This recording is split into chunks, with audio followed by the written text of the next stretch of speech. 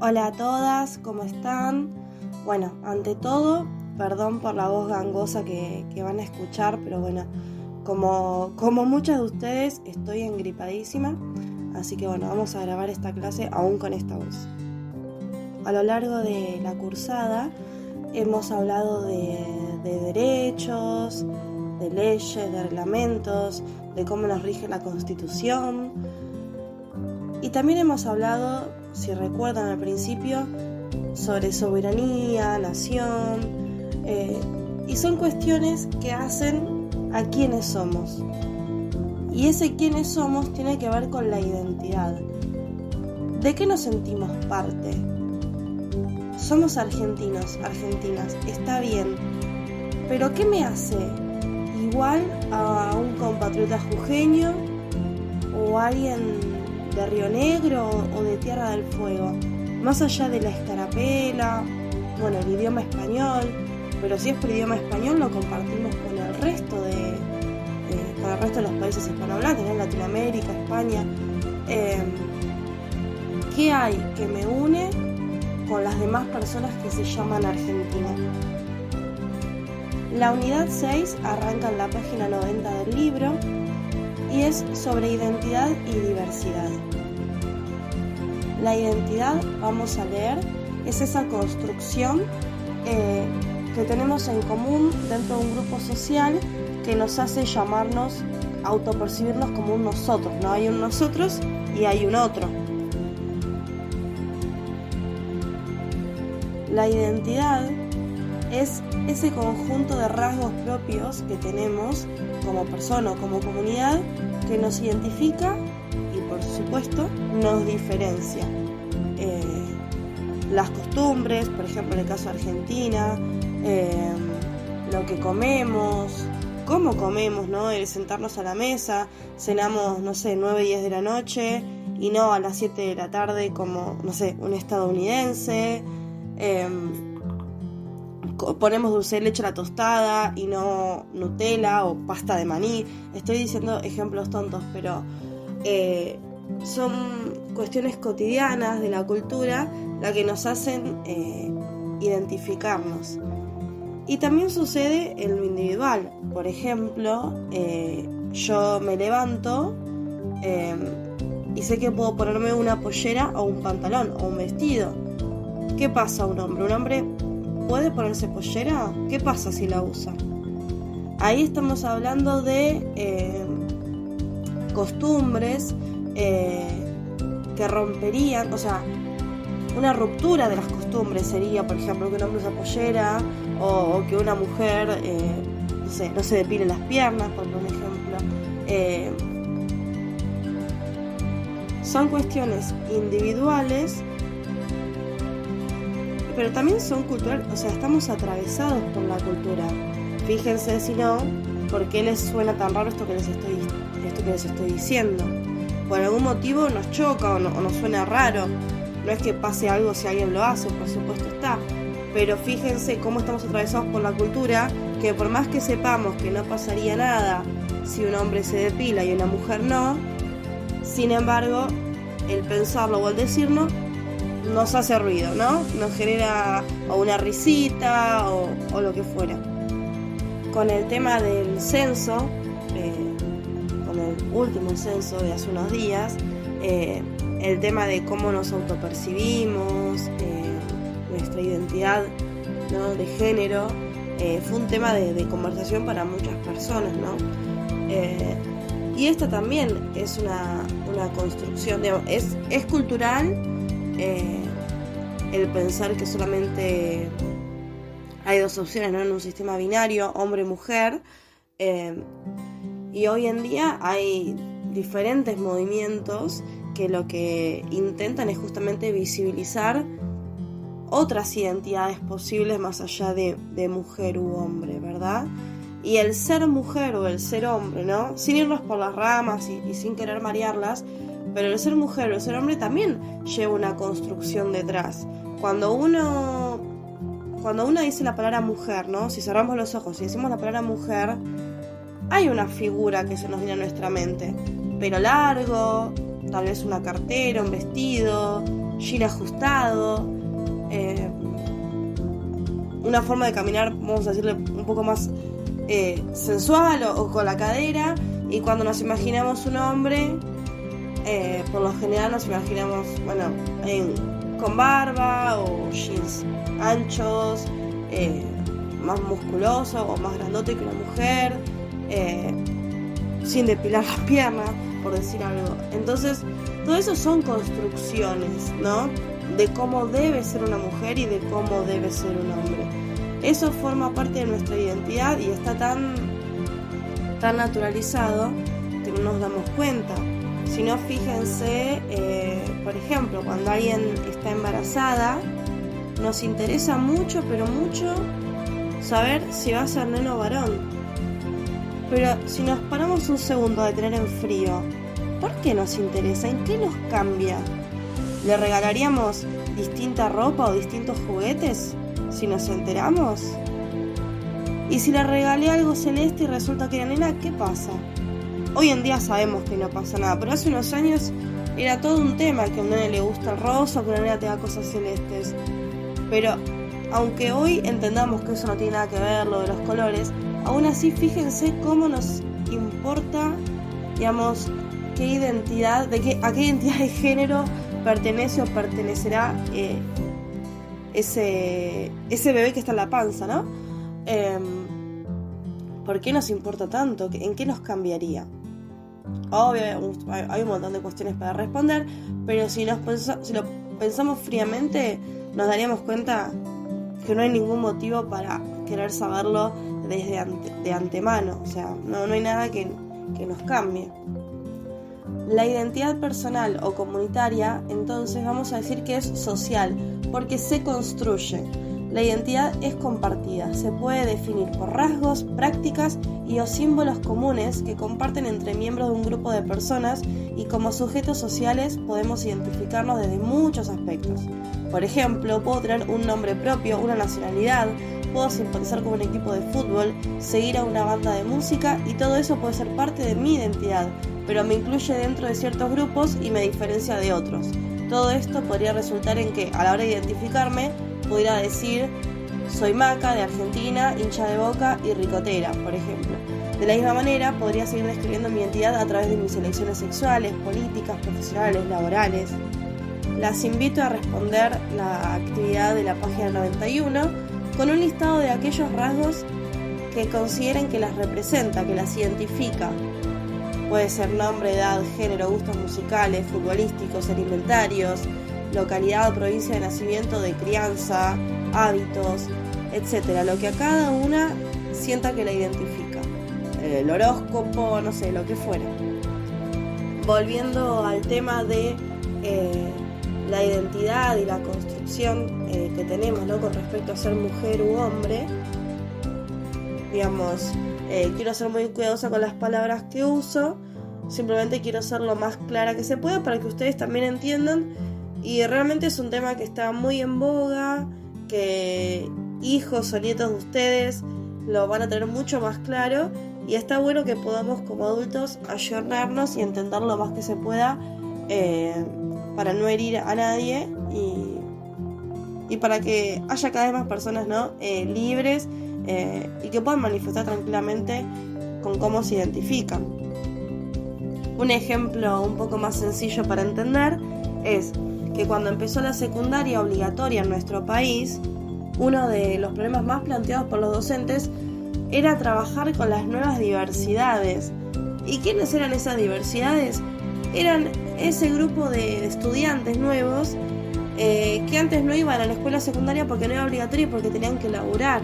O sea, estamos hablando de la clase obrera, hijos e hijas de pueblos originarios, de inmigrantes, personas que tal vez no tenían los modales que se esperaba para un estudiante secundario. Entonces fíjense cómo estamos hablando de diversidad, no solamente entendido por la orientación sexual o la identidad de género, sino que diverso va a ser aquel grupo de personas que incomoda al estatus, a lo que ya estaba. Relacionándolo con un tema visto anteriormente, la Constitución, en su última reforma del 94, ustedes vieron que incluyó a tratados internacionales de derechos humanos y tuvo la capacidad de no solo incluir los tratados que existían hasta ese momento, sino como dejar el espacio, la puerta abierta a que cada vez que surja un tratado internacional de derechos humanos, la Constitución lo incluya como normativa para nuestro país. Eso está bueno saberlo. Se une con la unidad anterior. En este caso vamos a hablar de la identidad como derecho individual y está dentro de la Convención por los Derechos del Niño de 1989, o sea, en este caso es previo a la reforma del 94. Como derecho individual o de primera generación, el derecho a la identidad se reconoce a partir del nacimiento de una persona. En este sentido, el artículo 7º de la Convención Internacional sobre los Derechos del Niño, a la cual nuestro país adhiere según figura en la Constitución Nacional, afirma que el niño será inscripto inmediatamente después de su nacimiento y tendrá derecho desde que nace a un nombre, a adquirir una nacionalidad y en la medida de lo posible a conocer a sus padres y a ser cuidado por ellos. Esto, además de reconocer un derecho de ciudadanía, obliga al Estado a generar condiciones y herramientas que lo garanticen, como la obligación de inscripción y registro de nacimientos con la entrega de documento nacional de identidad y la sanción de Ley de Protección Integral de los Derechos de Niñas, Niños y Adolescentes, entre otras. También el tema del derecho a la identidad lo podemos relacionar con lo visto en la unidad 3, en el caso de la última dictadura cívico-militar que hemos sufrido, ya que la desaparición forzada de personas trajo a colación el robo sistemático de bebés, de niños, que fueron algunos nacidos en cautiverio y entregados a familias nuevas que los criaron, pero la mayoría de los casos, ustedes saben, fueron los propios militares quienes se repartieron y se quedaron a esos niños. Eso trajo muchas secuelas, o sea, al día de hoy, hay muchos nietos que todavía faltan, y teniendo este ejemplo, ¿no? de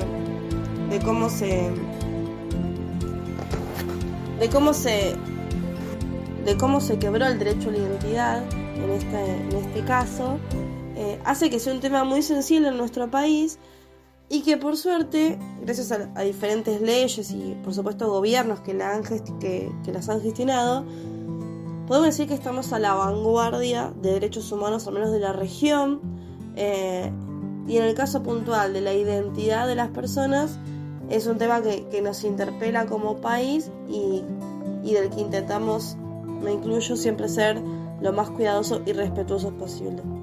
En estar a la vanguardia, como les dije, se avanza muchísimo en lo que es la ampliación de derechos. Ustedes saben, fuimos el primero en la región en tener el matrimonio igualitario, el tema del aborto, la identidad de género antes, ¿no? Son diferentes leyes que, querramos o no, nos representen o no, ponen a nuestro país a la vanguardia en los derechos humanos, justamente porque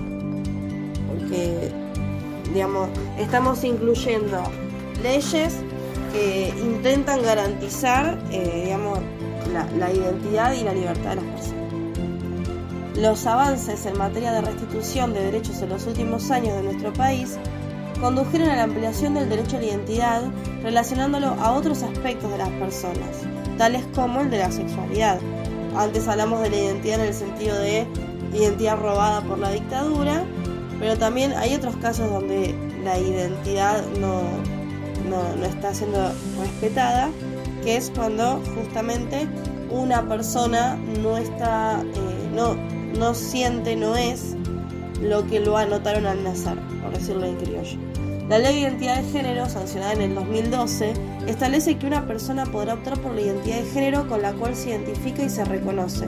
Cuando ésta no coincida con el sexo de nacimiento, se podrá solicitar la adecuación médica a la identidad de género por la que se haya optado y también el cambio de nombre en el Documento Nacional de Identidad y otras documentaciones.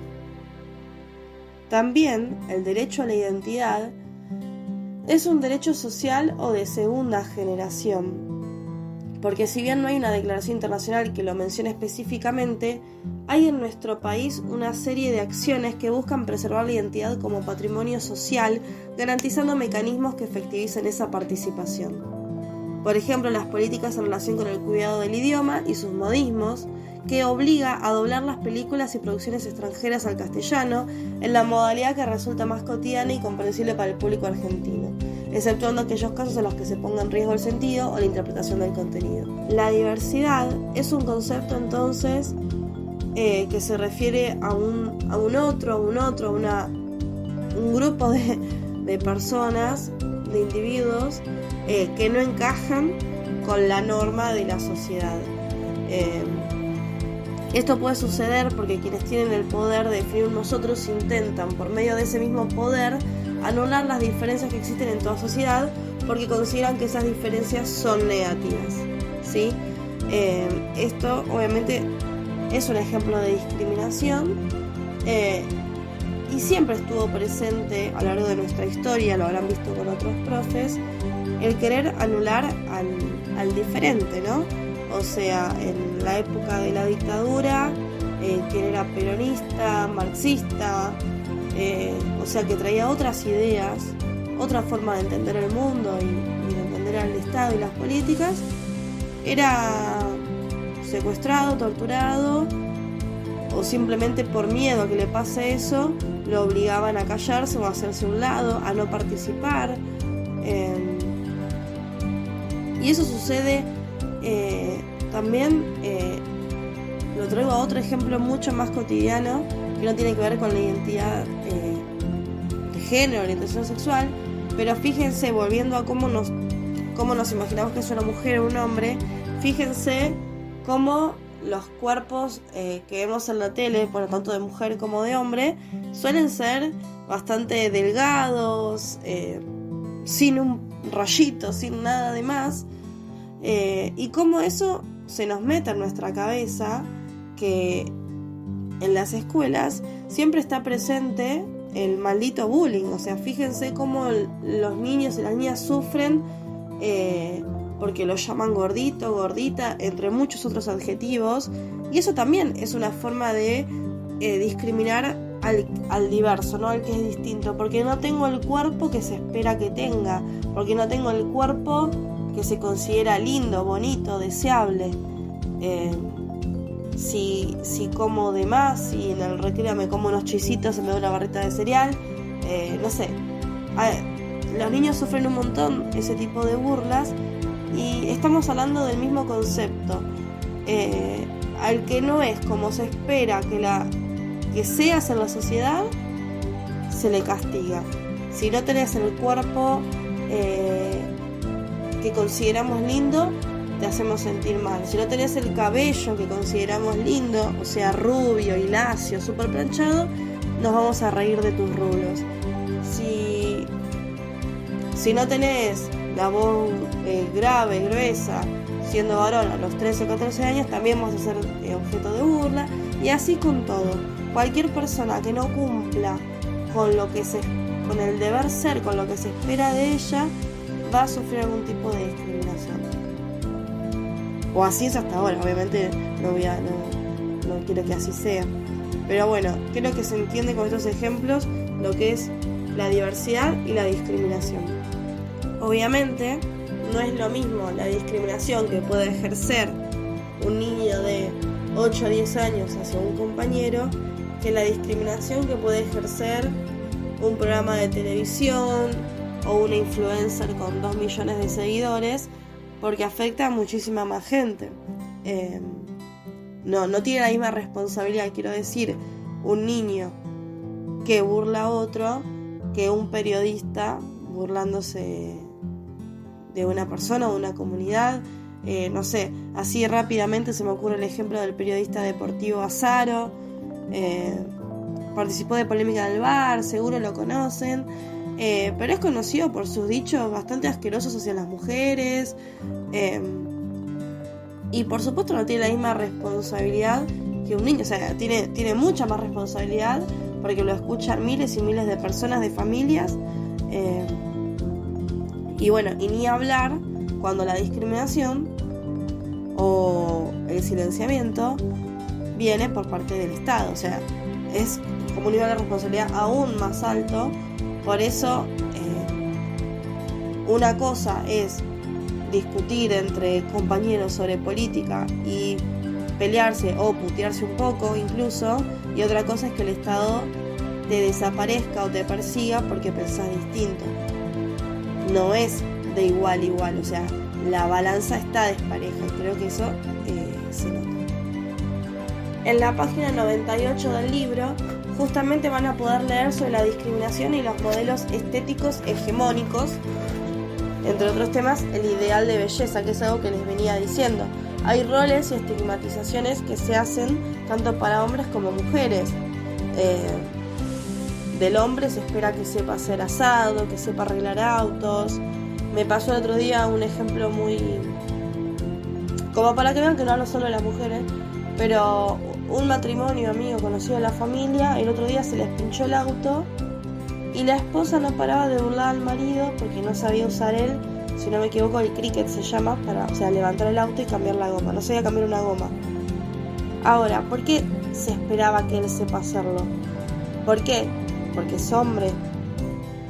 Porque en definitiva, si los dos no sabían, ¿por qué no dijeron, por ejemplo, bueno, busquemos un video en YouTube y aprendemos juntos? Sin embargo, no, se burlaba al hombre por no saber hacerlo.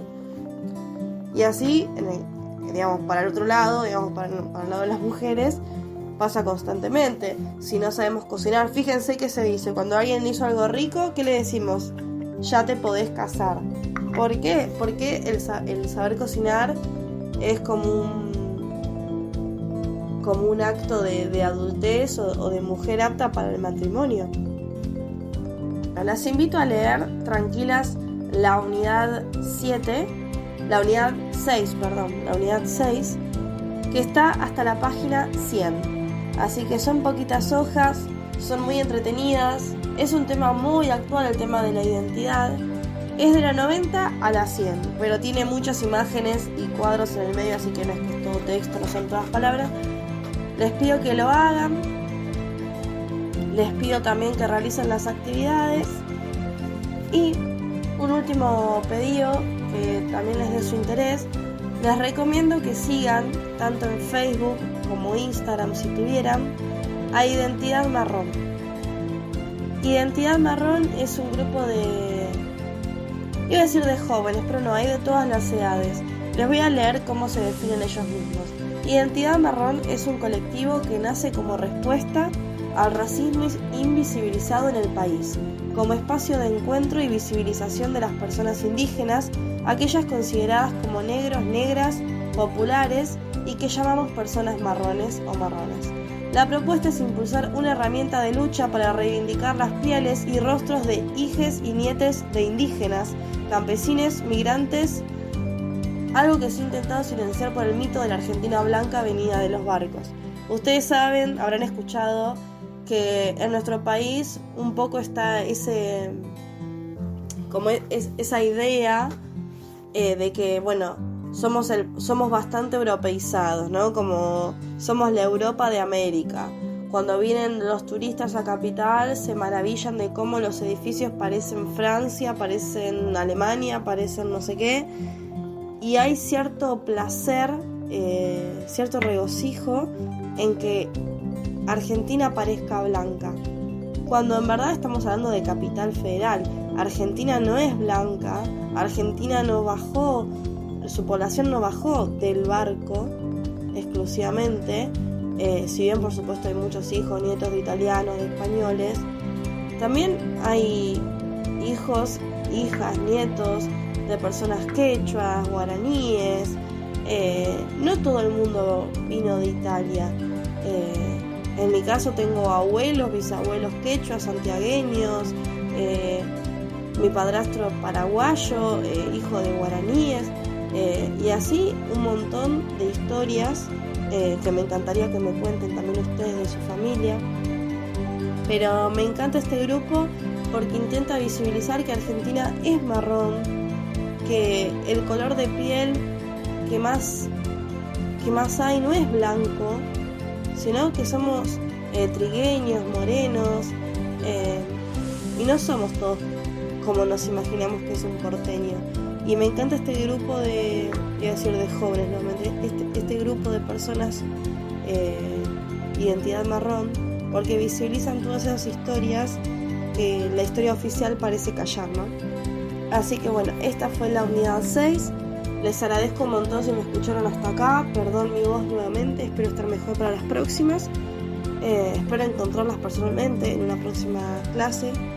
Y bueno, las invito a hacer la tarea y a que conozcan más a este grupo llamado Identidad Marrón, que me encanta.